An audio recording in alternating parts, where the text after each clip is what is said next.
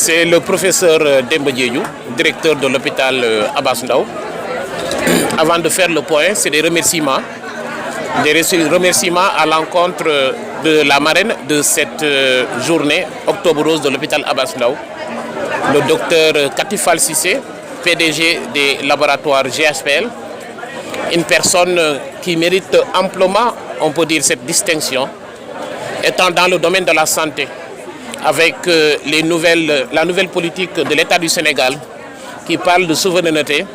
Inviter une personne qui a toujours œuvré dans la souveraineté et qui, au-delà du fait d'avoir mis en place des médicaments disponibles à un prix abordable, s'apprête à ouvrir dans les mois à venir une usine de fabrication de toutes les variétés de médicaments pour déjà rendre ces molécules disponibles à un prix sénégalais. Ça, c'est des remerciements, mais surtout ce qui justifie le fait qu'on les parraine pour que certainement que le plaidoyer soit porté aujourd'hui à l'hôpital Abass Ndao devant les autorités, pour que ces autorités se rendent compte qu'il y a des Sénégalais qui continuent à travailler dans l'ombre et qui ont des projets on peut dire novateurs, mais surtout des projets de souveraineté.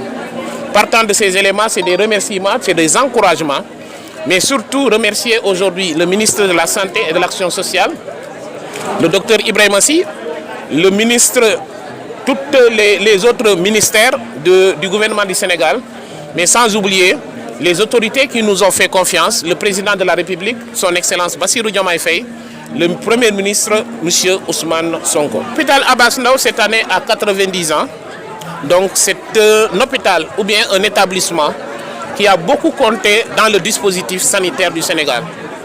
Donc pendant nos 90 ans, on a décidé d'organiser plusieurs manifestations qui aujourd'hui c'est Octobre Rose pour la femme. Le mois prochain c'est certainement novembre, qui est le novembre brun pour l'homme.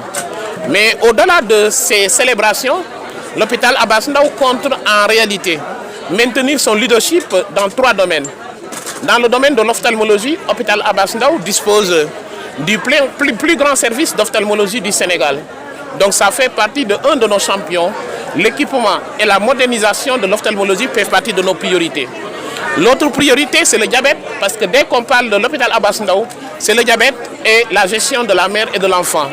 Donc la reconstruction du centre Marc Sankalé, mais surtout la réhabilitation de cette maternité dans le cadre du pôle mère-enfant fait partie de nos priorités.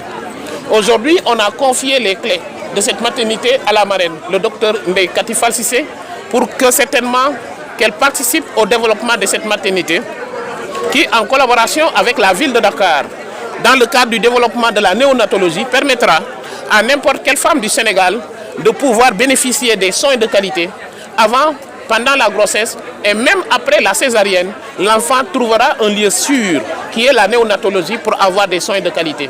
Donc Abass Ndao de demain, c'est un Abass Ndao qui est construit autour de ces 3 champions que sont l'ophtalmologie, la diabétologie et le pôle mère-enfant. Maintenant, il y a la problématique des urgences.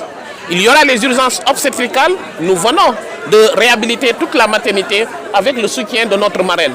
Il restera maintenant 2 pôles d'urgence que sont les urgences adultes avec le SAU de l'hôpital Abass Ndao qui va être livré dans presque 1 mois et le SAU de la pédiatrie qui sera aussi livré dans 1 mois.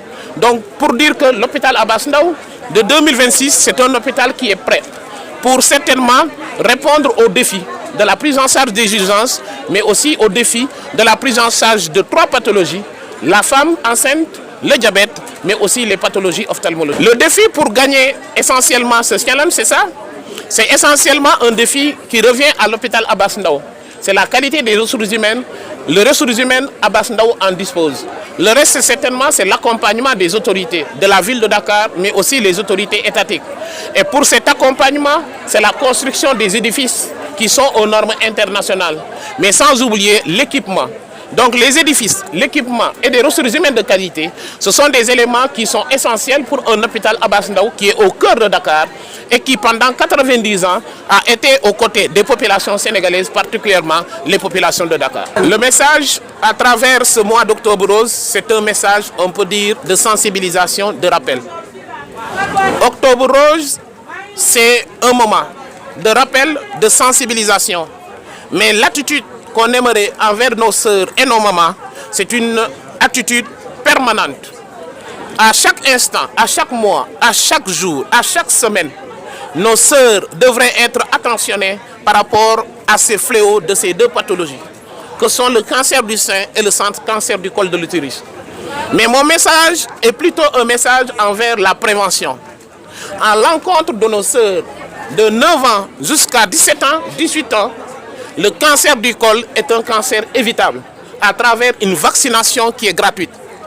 En somme, se vacciner contre le papillomavirus vous évite, quelle que soit l'année, quel que soit l'âge, le cancer du col de l'utérus. Le deuxième palier, c'est le cancer du sein. Et par rapport au cancer du sein, la seule chose qu'on demande à nos sœurs, à nos mamans, ce sont des attitudes de bienveillance. Et les attitudes de bienveillance, c'est à chaque matin, à chaque période. Dès que vous levez le matin, c'est de palper vos seins, à la recherche de quelque chose d'inhabituel, à la recherche de quelque chose qui n'était pas là, à la recherche de quelque chose qui pourrait vous inquiéter. Et dès l'instant que la chose, que ça soit un nodule, que ça soit une douleur, que ça soit quelque chose d'inhabituel, le premier chemin, ça va être le chemin de l'hôpital. Parce que plus tôt vous arriverez à l'hôpital, mieux la détection sera précoce et mieux la guérison sera garantie. Vivement la vaccination, vivement la palpation du sein, vivement les campagnes régulièrement de dépistage autour de ces deux cancers. Et par rapport à ça, l'hôpital Abass Ndao, à partir de cette session de cette année, chaque année, l'Abass Ndao va, dans le cadre du dispositif du ministère de la Santé, mettre en place pendant une semaine cette campagne de dépistage gratuite autour de ces deux cancers, mais globalement autour de la santé de la mère et de l'enfant. Voilà, c'est remercier le professeur Demba Diédhiou, directeur de l'hôpital Abass Ndao, qui m'a choisi comme marraine. Je suis très honorée. Je suis une femme et nous fêtons aujourd'hui, ou nous célébrons plutôt la journée, le mois de sensibilisation des cancers des femmes.